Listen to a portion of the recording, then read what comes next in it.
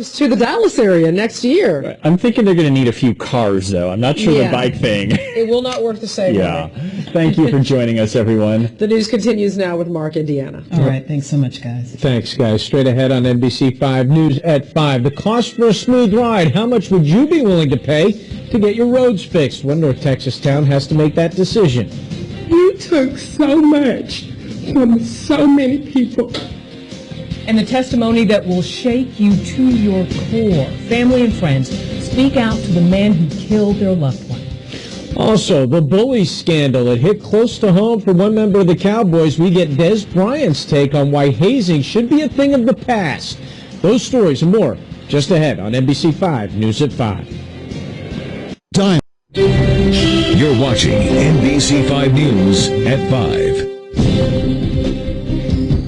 We're looking live at AT&T Stadium in Arlington. The rain is going to keep on coming tonight. Another round is moving in, and then bundle up because the temperatures are going to drop. If these dreary days weren't enough warning that fall is definitely here, the temperature tumble is about to hit. But first, we have another night of soaking rain ahead. Chief Meteorologist David Finfrock, he is at our expert desk with more on this system that's going to give us some pretty good numbers, right? Yeah, we've already had an inch of rain in some parts of the area. Now, admittedly, it hasn't been as good out west, but there's more coming. Take a look here at the radar, first alert radar, showing shower activity, kind of sparse in the immediate Dallas-Fort Worth area, but a little more extensive back to the northwest, and we've got more coming. Let me show you the other view here. The heaviest bands of rain sliding off towards the northeast of the Metroplex, but give up. We've got more developing back down here to the southwest, and then even more. And these are some locally heavy showers just beginning to pop out to the west. We're going to get more and more of that as we go through the overnight time period and into tomorrow morning. Right now, some pretty good showers from Poolville to Springtown, up into southern Wise County around Paradise and Boyd, over into Denton, between Denton and Corinth and Crossroads, getting a nice little shower, another one around Justin and around Sanger. The rain will be tapering off by tomorrow afternoon, but between now and then, look what we got on the timeline. Showers moving in about 7 o'clock this evening, back into the Metroplex, off and on spotty showers through the night. At midnight, though, that front's coming in from the northwest. 3 a.m. it will be approaching. By 7 a.m. it should be through the Metroplex. The heaviest rains will probably occur around daybreak, and then the northwest wind brings cooler temperatures. I'll let you know how big a temperature drop to expect. That's coming up in just a few minutes. All right, thanks a lot, David. Seldom do we hear from domestic violence victims. Today, we heard from a family dealing with heartbreak. I wish for you a cruel and violent death in prison.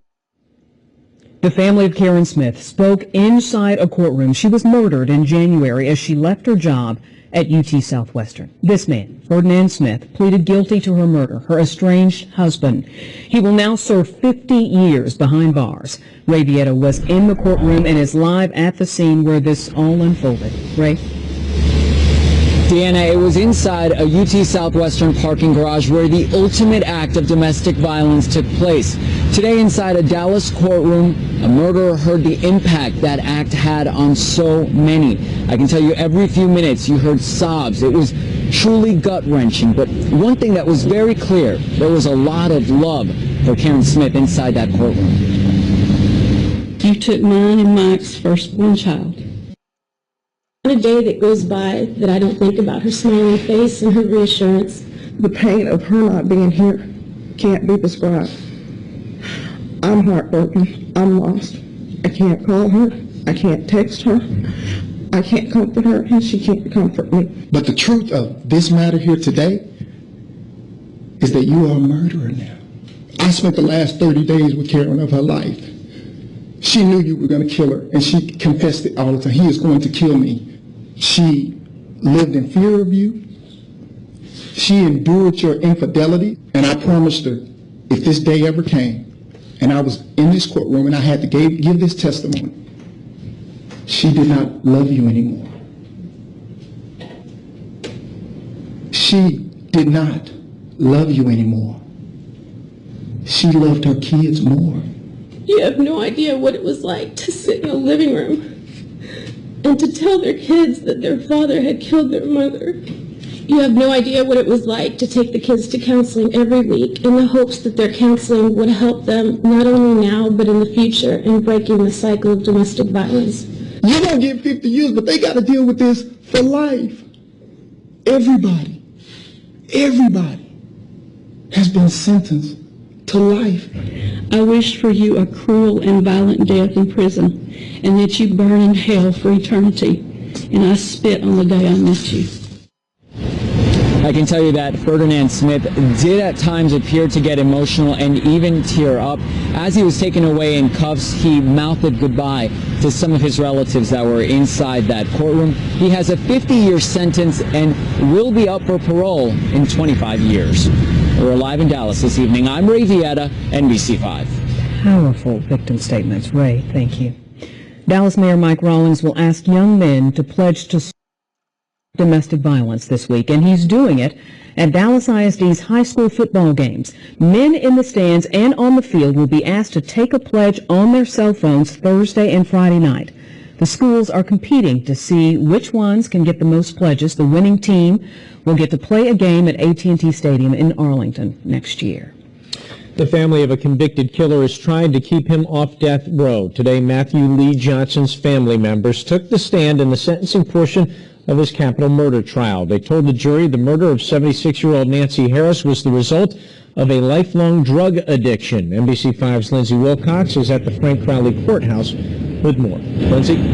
Well, Mark, the defense is trying to make the jury understand the extent of his drug abuse. And his family today testified about the kind of person they say he was in those moments when he was actually sober. Now, when he walked into the Garland convenience store where Nancy Harris worked on May 18th of 2012, Johnson admits he smoked $100 worth of crack cocaine and also had a bottle of wine and took Xanax that day. He says he barely remembers any of the crime, but his family says that's not the man they knew and loved. The judge and defense ordered their faces not to be shown, but they testified today that when Johnson was not using, he was a loving husband and father. He would go to work, he would come home, take care of his kids, take his kids places, do stuff with the girls. He would even do more than what my sister used to do with the girls, a lot more. Now, today we learned that the week before this crime happened, Matthew Johnson actually went to the Garland Police Department, tried to have himself arrested so that he could get some substance abuse help. At the time, his family says that there were no outstanding warrants, no reason for Garland Police to arrest him, and so he was let go. We're live in Dallas. Lindsay Wilcox, NBC5. Lindsay, thank you. President Barack Obama will be in North Texas tomorrow. He's coming to Dallas to thank volunteers who helping people sign up for his health care plan. Air Force One will land at Love Field tomorrow, so plan for traffic delays from the president's motorcade in the late afternoon hours. And we have an update on our story last night about Dallas County efforts to help people get health insurance. Cynthia Stubbs-Loera told us Parkland Hospital failed Actual holiday. This service is available in just a few cities right now, but eBay is